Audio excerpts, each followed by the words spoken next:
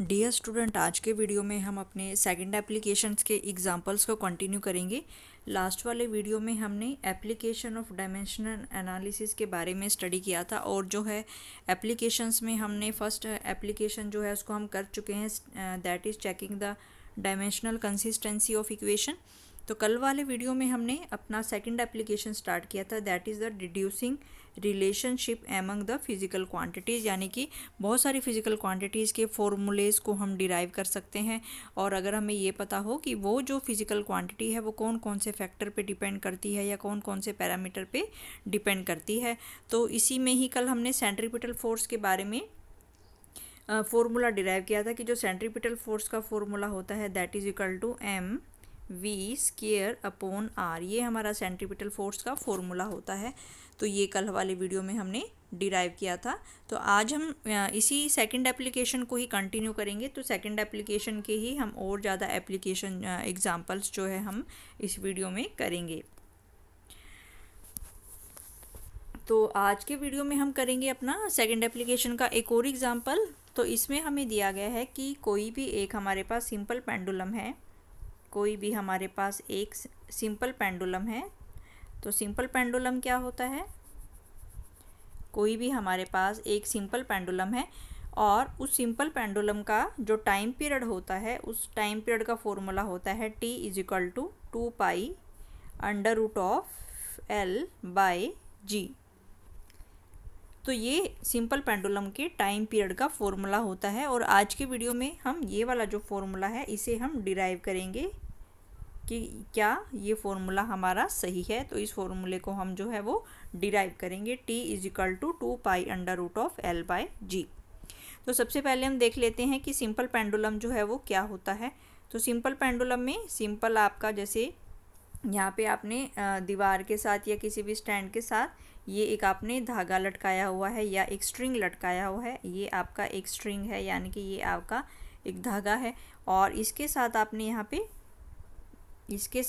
फिर इस धागे के साथ में, स्ट्रिंग के साथ में यहाँ पे छोटा सा ये मेटल का बॉल है। ये एक मेटल की बॉल होती है हमारी, इसी को ही हम क्या कहते हैं? सिंपल पेंडुलम कहते हैं। ठीक है, तो जैसे ही हम इस मेटल की बॉल को यहाँ पे ऐसे अपनी तरफ खींचते हैं और खींच के हम इसको छोड़ देते हैं, तो ये जो हमारी मेटल की बॉल है ये हमारी क्या करती है? आगे पीछे ओसिलेशंस करती है। तो यानी कि फिर ये हमारी इस पोजीशन पे पहुंच जाएगी। इसके बाद फिर ये दोबारा यहाँ पे आएगी ऐसे, तो ये इस पोजीशन पे पहुंच जाएगी और फिर ये दोबारा जो है ये अपनी मेन पोजीशन पे पहुंच जाती है। तो इस तरीके से हम देखते हैं, इसे ही हम क्या कहते हैं? इसे ही हम सिंपल पेंडुलम कहते हैं। इसे ही हम क्या कहते हैं? सिंपल पेंडुलम कहते हैं। तो इस सिंपल पेंडुलम का टाइम पीरियड हमें निकालना है। तो सिंपल पेंडुलम का टाइम पीरियड क्या होता है कि एक ओसिलेशन को कंप्लीट करने में जितना टाइम लगता है उसे ही हम उसका टाइम पीरियड कहते हैं। एक ओसिलेशन को कंप्लीट करने में जितना टाइम लगता है उसे ही हम उसका सिंपल पेंडुलम कहते हैं। जैसे कि इसका जो एक ओसिलेशन होगा वो कैसे होगा कि पहले तो ये हमारा ये वाली जो पोजीशन है ये इसकी मीन पोजीशन होती है, यानी कि ये जब रेस्ट पोजीशन में है तो जब इसमें कोई भी ओसिलेशन नहीं हो रही तो यहाँ से हमारा जो पेंडुलम है वो स्टार्ट होगा। फिर यहाँ से यहाँ तक जाएगा वो एक्सट्रीम पोजीशन तक, फिर इस पोजीशन से दोबारा वो इधर आएगा और फिर दोबारा वो अपनी मीन पोजीशन में आएगा। तो इस पूरे ओसिलेशंस को कंप्लीट करने में जितना टाइम लगता है उसे ही हम उसका क्या कहते हैं? एक ओसिलेशन का टाइम पीरियड को ही हम टाइम पीरियड कहते हैं। यानी कि पहले ये मीन पोजीशन से राइट साइड की एक्सट्रीम पोजीशन तक, फिर राइट साइड की एक्सट्रीम पोजीशन से लेफ़्ट साइड की एक्सट्रीम पोजीशन से और फिर लेफ़्ट साइड की एक्सट्रीम पोजीशन से मीन पोजीशन तक आने में जितना टाइम लगता है इसे हम एक ओसिलेशन का टाइम कहते हैं और एक ओसिलेशन के टाइम को ही हम इसका टाइम पीरियड कहते हैं। तो ये टाइम पीरियड जो है ये हमें फाइंड आउट करना है और ये हम इसमें निकालेंगे अपना डायमेंशन एनालिसिस के एप्लीकेशन का इस्तेमाल करके जो है हम इसको फाइंड आउट करेंगे। तो हमें ये दिया गया है कि जो सिंपल पेंडुलम का जो टाइम पीरियड है वो कौन कौन से फैक्टर पे डिपेंड करता है। तो हमें ये दिया गया है कि जो सिंपल पेंडुलम का टाइम पीरियड है जो सिंपल पेंडुलम का टाइम पीरियड है वो कौन कौन से फैक्टर पे डिपेंड कर रहा है, यानी कि वो डिपेंड करता है जो हमारी धागे की लंबाई है, यानी कि जो हमारी स्ट्रिंग की लेंथ है। तो ये लेंथ किस चीज़ की है, ये हमारी जो स्ट्रिंग, जो हमने धागा लगाया है मेटल की बॉल को लटकाने के लिए, उसे हम धागे की स्ट्रिंग कहते हैं या फिर स्ट्रिंग की लेंथ कहते हैं। ठीक है, तो यानी कि ये जो हमने स्टैंड से ये जो धागा लटकाया था, इस धागे की ये जो लंबाई है ये हमारी L है। इसके बाद और कौन से फैक्टर पे ये डिपेंड करता है, यानी कि ये मान लो ये मास पे डिपेंड कर रहा है। और दूसरी चीज़ हमें क्या दी गई है, ये मास पे डिपेंड कर रहा है, यानी कि ये कौन सा मास है, यानी कि जो हमने मेटल की बॉल लगाई है, जो हमने मेटल की बॉल लगाई है उसका ये मास है, यानी कि उसके मास पे डिपेंड करता है। और तीसरी क्या, किस चीज़ पे ये डिपेंड करता है, तीसरा डिपेंड करता है ये एक्सेलरेशन। तीसरा ये किस चीज़ पे डिपेंड कर रहा है, that depends on the acceleration due to gravity, यानी कि ग्रेविटी के एक्सेलरेशन पे ये डिपेंड करता है। और एक्सेलरेशन ड्यू टू ग्रेविटी क्या होती है, small g। Acceleration due to gravity पे ये डिपेंड करता है। तो ये हमें क्वेश्चन दिया गया है कि हमें जो सिंपल पेंडुलम है उसके टाइम पीरियड का हमें फॉर्मूला डिराइव करना है। और ये जो टाइम पीरियड है ये कौन कौन से फैक्टर पे डिपेंड कर रहा है, नंबर 1 एक तो जो हमारे धागे की लंबाई है, स्ट्रिंग की लेंथ, उस पर डिपेंड करता है। और नंबर 2 ये जो हमारा मेटल की बॉल है उसके मास पे डिपेंड करता है। और नंबर 3 जो हमारा एक्सेलरेशन ड्यू टू ग्रेविटी है उस पे ये डिपेंड करता है। तो जैसे जैसे हमें इक्वेशंस में दिया गया है वैसे वैसे हम इसको मैथमेटिकली जो है वो लिख लेंगे। जैसे हमने लास्ट वाली वीडियो में भी जैसे जैसे हमने स्टेप्स को फॉलो किया था वैसे ही सेम स्टेप्स को फॉलो करते हुए हम इसको यहाँ पे लिखेंगे। तो सबसे फर्स्ट इक्वेशन हमारी बनेगी टाइम पीरियड के लिए। तो टाइम पीरियड के लिए हम कौन सा सिंबल लिखेंगे, कैपिटल T जो होगा वो टाइम पीरियड के लिए होता है। तो सबसे फर्स्ट इक्वेशन में हमें ये क्या दिया हुआ है कि it is directly proportional to the, यानी कि ये किस चीज़ पे डिपेंड कर रहा है, it is directly proportional to the, first में हमें दिया गया है लेंथ के लिए हम कुछ भी लिख सकते हैं। तो सेकंड में अगर मान लो हमें, फर्स्ट में अगर हमें मान लो कि ये मेटल के जो हमारी बॉल है, मेटल की बॉल, उसके मास पे डिपेंड करता है, तो इसको हम क्या लिख लेंगे, मास की पावर A, क्योंकि हमें नहीं पता कि मास की पावर 1 आएगी या मास का स्क्वायर आएगा या मास का क्यूब आएगा, तो इसीलिए हमें ये नहीं पता। तो इसीलिए इसकी पावर को फाइंड आउट करने के लिए हमने क्या लगा लिया यहाँ पे, मास की पावर A। और सेकंड जो चीज़ हमें दी गई है कि जो टाइम पीरियड है वो किस चीज़ पे डिपेंड कर रहा है, वो हमारी लेंथ पे डिपेंड कर रहा है। सेकंड जो है, या लेंथ की जगह या पहले अगर हम यहाँ पे एक्सेलरेशन ड्यू टू ग्रेविटी लिख लें कि जो सेकंड चीज़ है वो किस चीज़ पे डिपेंड कर रहा है, वो एक्सेलरेशन ड्यू टू ग्रेविटी पे डिपेंड कर रहा है। एक्सेलरेशन ड्यू टू ग्रेविटी, तो एक्सेलरेशन ड्यू टू ग्रेविटी पे वो डिपेंड कर रहा है। और उसकी पावर कितनी आएगी, उसकी पावर हमने जो है यहाँ पे B लिख ली। और लास्ट में हमें क्या दिया हुआ है कि उसकी लेंथ, यानी कि जो स्ट्रिंग की लेंथ है उसकी पावर, उस पर भी वो डिपेंड कर रहा है, तो उसकी पावर को हमने यहाँ पे क्या लिख लिया, C लिख लिया। तो ये हमारे पास 3 इक्वेशंस हो गई, यानी कि जो सिंपल पेंडुलम का टाइम पीरियड है वो मेटल की बॉल का जो मास है उस पर डिपेंड करता है, एक्सेलरेशन ड्यू टू ग्रेविटी पे डिपेंड करता है, और जो स्ट्रिंग की लेंथ है या जो धागे की लंबाई है उस पर वो डिपेंड करता है। अब सेम ऐसे ही हम इसको मैथमेटिकली अगर हम इसको लिखें तो अब हम इसको कैसे सोल्व करेंगे। तो फर्स्ट इक्वेशन में हम इसको लिखेंगे T इज़, मास को हम क्या लिखेंगे, T is directly proportional to m की पावर A। और सेकंड इक्वेशन में था कि ये किस चीज़ पे डिपेंड कर रहा है, एक्सेलरेशन ड्यू टू ग्रेविटी, तो इसकी पावर हो जाएगी B। और थर्ड इक्वेशन में हमें ये क्या बताया गया है कि लेंथ की पावर C।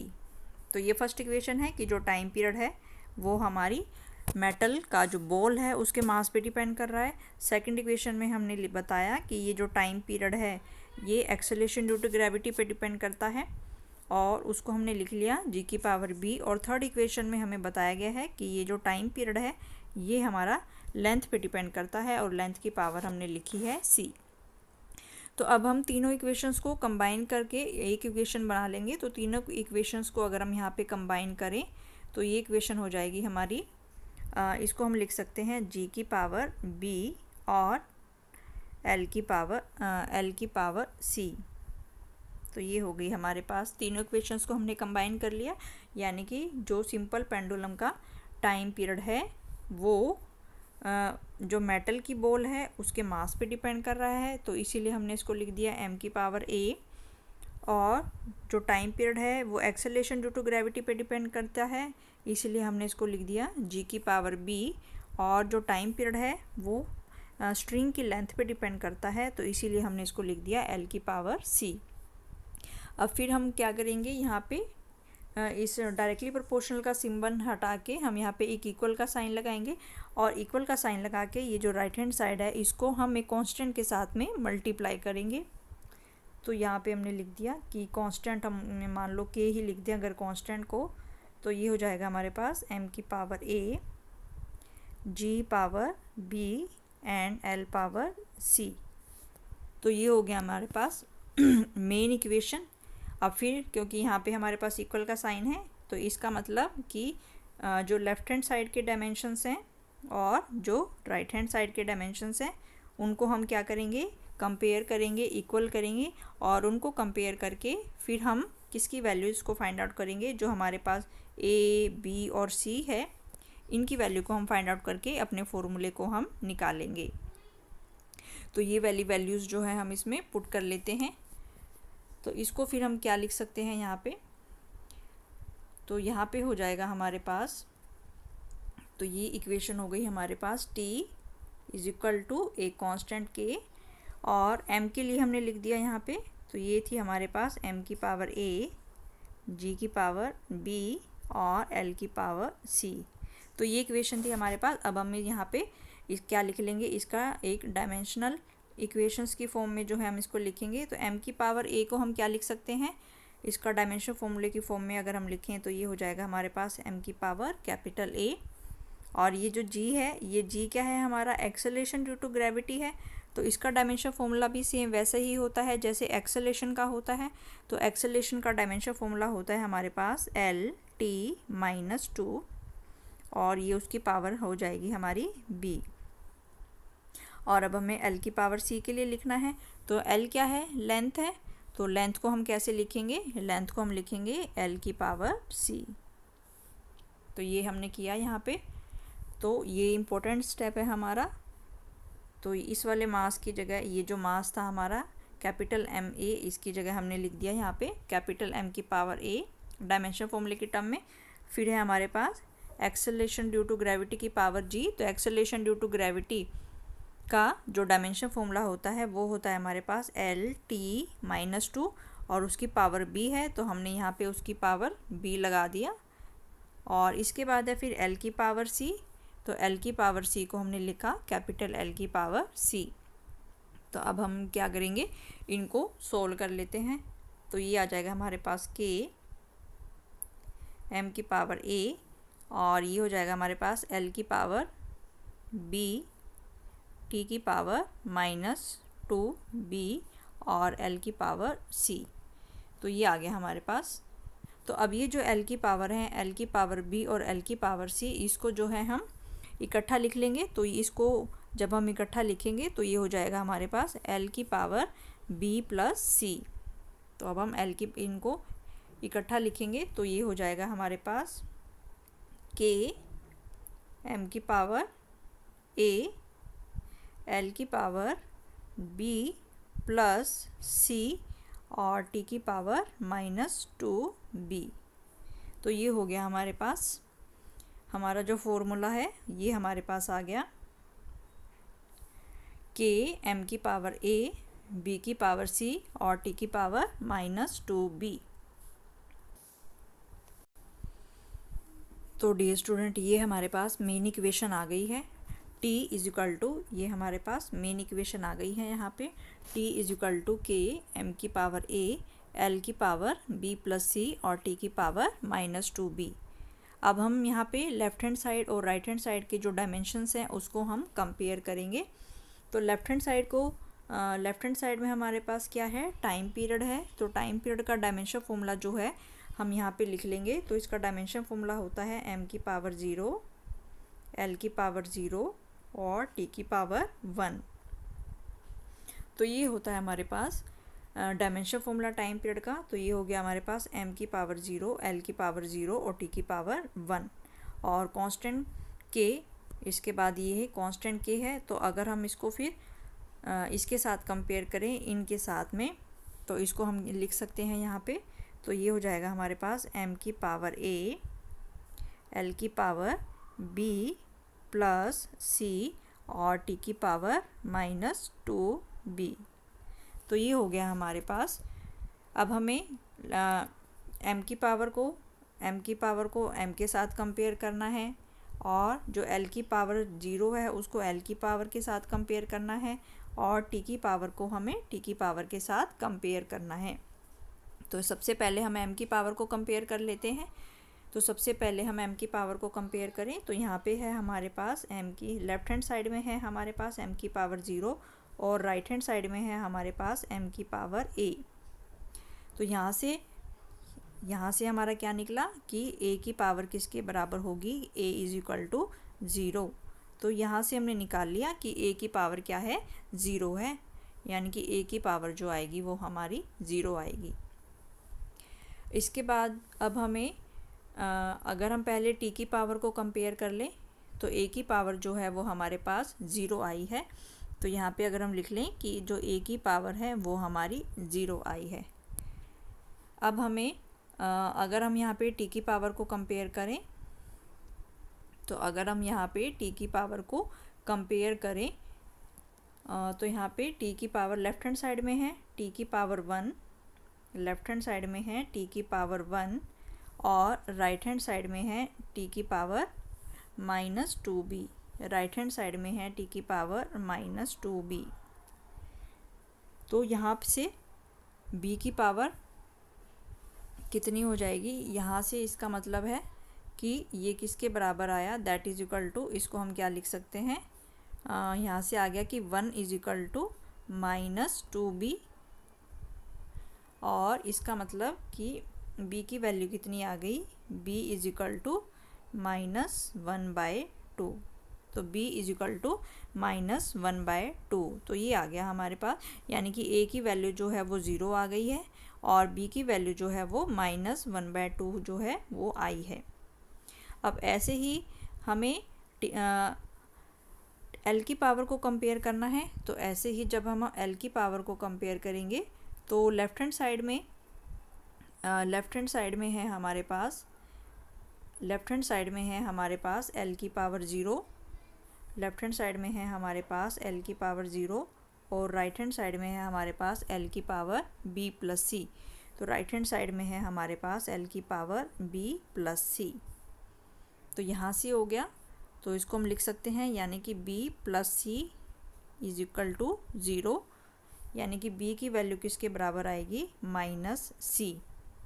अभी हमने यहाँ पे निकाला कि b की वैल्यू कितनी आई है हमारे पास, -1/2। तो c की वैल्यू हमारे पास आ जाएगी 1/2। तो c की वैल्यू आ जाएगी हमारे पास 1/2। तो ये सारी वैल्यूज़ जो हैं ये हमने निकाल ली हैं यहाँ पे। तो a की वैल्यू जो है वो आई है 0, b की वैल्यू आई है -1/2 और c की वैल्यू आई है 1/2। तो अभी जो हमने निकाला कि इसमें जो a की वैल्यू आई है वो हमारी 0 आई है और b की वैल्यू जो आई है वो हमारे पास आई है -1/2 और c की वैल्यू जो आई है वो आई है हमारे पास 1/2। तो ये सारी वैल्यूज़ अब हमें किस में पुट करनी है, ये सारी वैल्यू जो है हमें अपने फॉर्मूले में पुट करनी है। तो मेन फार्मूला जो हमने यहाँ पे टाइम पीरियड के लिए निकाला था तो हम उसको लिख लेते हैं। तो ये हमने निकाला था t is equal to k m की पावर a, g की पावर b और l की पावर c। तो ये हमारे पास मेन फार्मूला था जो हमने टाइम पीरियड के लिए निकाला था। तो अब हमने जो a, b और c की वैल्यू निकाली है वो हम इस फार्मूले में पुट कर देंगे। तो देखते हैं हमारा क्या रिजल्ट निकलता है। तो this is equal to t is equal to k m की पावर a और a की वैल्यू हमने कितनी निकाली है, 0। तो ये हो जाएगा m की पावर 0। इसके बाद है g की पावर b और b की वैल्यू हमने कितनी निकाली है, -1/2। और इसके बाद है L की पावर C और C की वैल्यू हमने कितनी निकाली है 1/2। तो ये सारी वैल्यू जो है हमने इसमें पुट कर दी है। तो अब हम देखते हैं कि हमारा फॉर्मूला क्या बनता है। तो that will become T is equal to K, m की पावर 0 किसके बराबर हो जाएगा 1, तो किसी की भी पावर 0 होती है तो वो यहाँ पे 1 बन जाएगा। तो इसका मतलब यहाँ पे आ गया 1, और ये है यहाँ पे इसको हम ऐसे भी लिख सकते हैं, ये g की पावर जो -1/2 है इसको हम यहाँ पे अगर हम डिनोमिनेटर में ले जाएं तो इसको हम ऐसे लिख सकते हैं। तो इसको हम ऐसे लिख सकते हैं, तो पहले हमने लिख दिया यहाँ पे l की पावर 1/2, तो यहाँ पे हो जाएगा हमारे पास l की पावर 1/2 डिवाइडेड बाय ये जो g की पावर -1/2 था इसको हम यहाँ पे डिनोमिनेटर में लिख देंगे। तो ये हो जाएगा हमारे पास g की पावर 1/2। तो ये हो जाएगा हमारे पास g की पावर 1/2। तो इसका मतलब हमारा फॉर्मूला यहाँ पे क्या बना, तो इसको फिर हम क्या लिख सकते हैं, तो हमारा फॉर्मूला यहाँ पे बना t इज इक्वल टू, अगर हम इसको देखें तो यहाँ पे हमारा फॉर्मूला बना t is equal to k, where k is a constant, और l की पावर हाफ और g की पावर हाफ। तो इसकी पावर हाफ को हम क्या लिख सकते हैं, अंडर रूट भी लिख सकते हैं। तो ये हो जाएगा हमारे पास k under root of l/g। तो टाइम पीरियड का फॉर्मूला हमारे पास क्या बना, टाइम पीरियड का फॉर्मूला हमारे पास बना t is equal to k under root of l/g। ठीक है, तो हमने देखा कि सिंपल पेंडुलम के लिए, तो वीडियो स्टार्ट करने से पहले हमने आपको यही बताया था कि जो टाइम पीरियड का सिंपल पेंडुलम का जो फॉर्मूला होता है वो क्या आया हमारे पास यहाँ पे। तो हमने देखा कि सिंपल पेंडुलम यानी कि अगर ये हमारे पास कोई पेंडुलम है, ये उसकी कोई लेंथ है और ये जो धागे की लंबाई g है, और फिर हमने देखा कि इसका फॉर्मूला जो हमने निकाला, ये सिंपल पेंडुलम के टाइम पीरियड के ओसिलेशन का फॉर्मूला हमने निकाला t इज इक्वल टू एक कांस्टेंट हमने निकाला k और अंडर रूट ऑफ l/g। तो ये जो कांस्टेंट k की वैल्यू होती है ये फिर हमें बताई गई है कि इस कांस्टेंट की वैल्यू k कांस्टेंट की वैल्यू जो होती है वो 2π होती है। तो यहाँ पे हम इस कांस्टेंट की वैल्यू को 2π पुट कर देंगे। तो ये गिवन है हमें कांस्टेंट k की वैल्यू 2π, अगर हमें गिवन है तो हम इसको पुट कर देंगे और ये आ जाएगा हमारे पास, this is the time period of a simple pendulum. तो ये सिंपल पेंडुलम के टाइम पीरियड का फॉर्मूला जो है हमने डायमेंशनल एनालिसिस के एप्लीकेशन की सहायता से हमने निकाल लिया कि ये कौन कौन से फैक्टर पे डिपेंड करता है। तो हमने बताया कि ये जो टाइम पीरियड है ये लंबाई पे डिपेंड करता है और एक्सेलेरेशन ड्यू टू ग्रेविटी पे डिपेंड करता है। तो t is equal to 2π under root of l/g। तो डियर स्टूडेंट, इसमें जो सबसे मेन पॉइंट है वो क्या है कि जब हमने एक अपना स्टार्टिंग में फॉर्मूला निकाला था, तो स्टार्टिंग में जब हमने निकालना स्टार्ट किया था तो हमने बताया था कि ये जो टाइम पीरियड है ये 3 फैक्टर पे डिपेंड कर रहा है। तो हमने बताया था कि ये मास ऑफ बो पे भी डिपेंड करता है, फिर हमने लिखा था कि ये ग्रेविटी पे डिपेंड करता है, और फिर हमने लिखा था कि ये लेंथ पे डिपेंड करता है।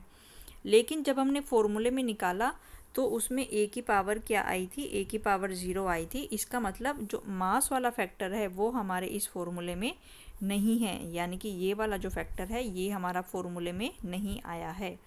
तो फॉर्मूले में जो इक्वेशन में हमें गिवन था कि जो टाइम पीरियड है वो मास पे डिपेंड करता है, यानी कि ये जो मेटल की जो हमने बॉल ली है ये उसके मास पे डिपेंड करता है। लेकिन जब हमने फॉर्मूले में निकाला तो फॉर्मूले में कहीं पे भी हमारे पास मास की वैल्यू जो है वो नहीं आई है, यानी कि जो सिंपल पेंडुलम का टाइम पीरियड होता है that is the mass independent, वो बॉल के मास पे डिपेंड नहीं करता है क्योंकि फॉर्मूले में कोई भी मास नहीं आया है। तो वो सिर्फ हमारा धागे की लंबाई पे डिपेंड करता है, एक्सेलरेशन ड्यू टू ग्रेविटी पे डिपेंड करता है। लेकिन जैसे ही हमने न्यूमेरिकल स्टार्ट किया था तो हमने उसमें ये बताया था कि ये जो है ये मास पे भी डिपेंड करता है, लेकिन जब हमने फॉर्मूला निकाला तो फॉर्मूले में कहीं पे भी हमारा मास नहीं आता, इसीलिए ये मास पे डिपेंड नहीं करता है। It is independent of the mass of the object. तो ये बहुत इंपॉर्टेंट क्वेश्चन है, ये क्वेश्चन भी हमेशा आपका 5 मार्क्स में आता है। तो आपको ये अच्छे से प्रैक्टिस करनी है। Thank you.